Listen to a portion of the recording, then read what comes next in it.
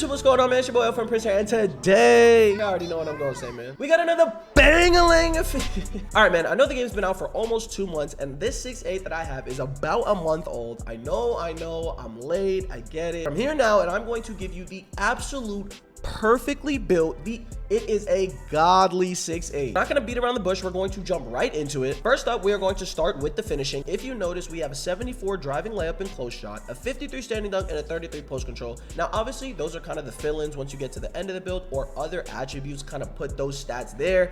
40 standing dunk is the base that you need, but obviously, like I said, I had a little bit more, so I put 53, and obviously the bread and butter of the finishing, 93 driving dunk, absolutely beautiful. I did have a 7 that had 87 driving dunk, and I think a 75 vert, which was cool. It got the job done. It was enough, but I wanted more than enough, especially for the 5-out offense that I run. I genuinely think that 93 is perfect. Now, from 6.7 to 6.8, not that much of a difference, but 87 to 93, worlds apart. Compare the 93 with an 80 vertical, just in case you were wondering, but obviously we'll talk about that more later. Moving on to the shooting attributes, I did pick the shooting build specialization. Obviously, I think that the shooting specialization is not only the easiest one to complete, but I also think that it is really the only viable one to build your builds around. Obviously, if you have the other ones, you can already do it, but I don't see myself trying to complete any of the other specializations. They are not only too tedious, but they're just too difficult in my opinion. But I digress. We do have an 85 mid-range, a 93.2 start, and a 94 free throw. Obviously, we'll talk about the cap breakers in a second. And then if you see, we did use our shooting specialization cap breakers to put it to a 92 3-point. That way we could get gold deadeye,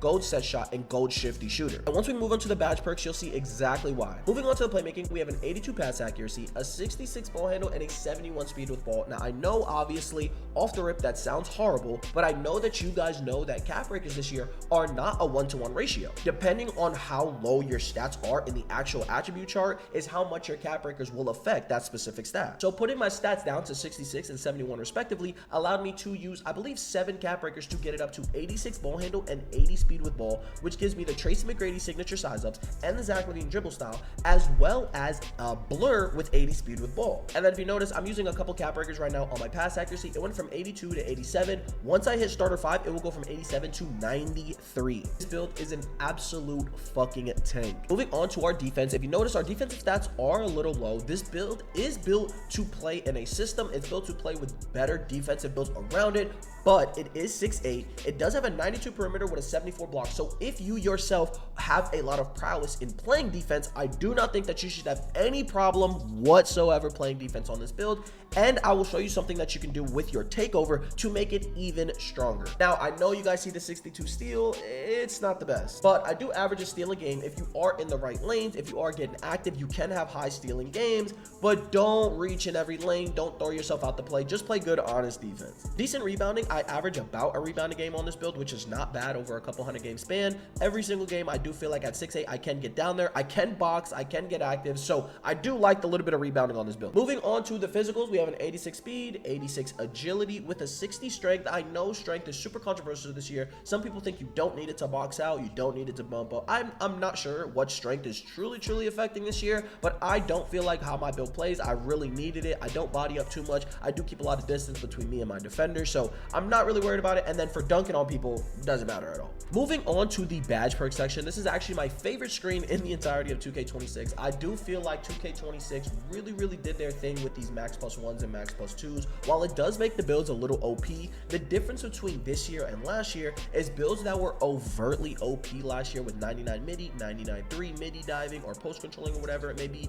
That was it. They were a 99 midi demon, and that was it. With the max plus 1s and max plus 2s this year, not only are everybody's builds a little bit more versatile, everybody's builds are more built to play against other OP builds. In the top left, we start with Deadeye and High Flying Denier. Like I said, we went 92 3-ball so we could get gold Deadeye, but then we used this max plus 1 that they gave you from the battle pass to get it to Hall of Fame. High Flying Denier on silver is okay. Gold would be absolutely perfect, but silver gets the job done. And moving over to our max plus 2s, we max plus 2 our gold posterizer from 93 driving dunk to legend. And it does not stop there. Because you are 6'8", your lightning launch, which is usually a tier 1 badge, is actually placed in your tier 2 section, and you can use your max plus 2 on your lightning. So my lightning launch with 80 speed with ball goes from silver to Hall of Fame. Moving over to the crew section, we do have a gold handles for days and a Hall of Fame dimer. I do feel like gold handles for days from silver is like a 15-second 2-second difference in how long you're actually able to dribble and how you conserve your stamina, so definitely worth it. And Hall of Fame dimer, it's cool. I think when we get to a 93 pass accuracy, we'll actually have legend dimer, so that should be fun. Takeover surge is new this season. And pretty much when you have your takeover, it boosts your badges up 1, but I feel like if you have takeover and you're taking over the game, you don't really need your badges boost too much, so I just put it on challenger and box out beast, nothing too crazy. And then for our shooting specialization, as I mentioned before, we did pick shooting specialization for the exact reason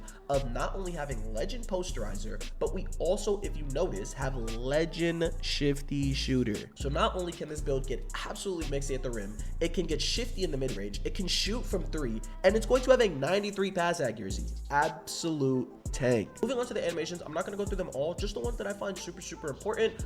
First up, we have the Brianna Stewart free throw. I know it sounds funny, but I feel like Brianna Stewart free throw is the cleanest, smoothest free throw in the entire game. I'm sure a lot of people have told you to use it. Definitely try it. Next up, we have the Klay Thompson dribble pull-up and the Harrison Barnes hop jumper. I do think that the Klay Thompson dribble pull-up does take a little bit of time to get used to. It does have kind of a slower release, but it has a super high release point and a super smooth release point. Klay Thompson is known for having one of the purest jump shots of all time, so I do feel like it translates pretty well into 2K. And if you notice, I know this year they have a whole bunch of like layup stuff and layup packages and stuff like that, and I was super excited to use them, but unfortunately at 6'8" with a 74 driving layup, there's not many layup packages for you to choose from. There's not many to decide from, so I just use Eric Gordon layup floater and George Gervin layup normal. Moving on to the playmaking moves, I do have Domantas Sabonis as my pass style and Zach LaVine as my dribble style. I do feel like these are the 2 undisputed best pass styles / dribble styles for 6'8". If you disagree with me, I mean, feel free to let me know which ones you think I should try, but I have tried a bunch and I do think that these are the best. Tracy McGrady, signature size up, obviously the best for 6'8". I'm hoping that you already know that. Devin Booker breakdown combo, everybody's using it. Do I like it? No, but if you can't beat them, join them. Jimmy Butler escape move. I know that a lot of people are also using the Paul George on 6'8", but realistically, I'm not tough enough for that. Paul George is built for L2 canceling and push peeking on a 6'8", which is absolutely insane. If you can do it, please feel free to use Paul George, but I use Jimmy Butler because it's, I guess, easy mode.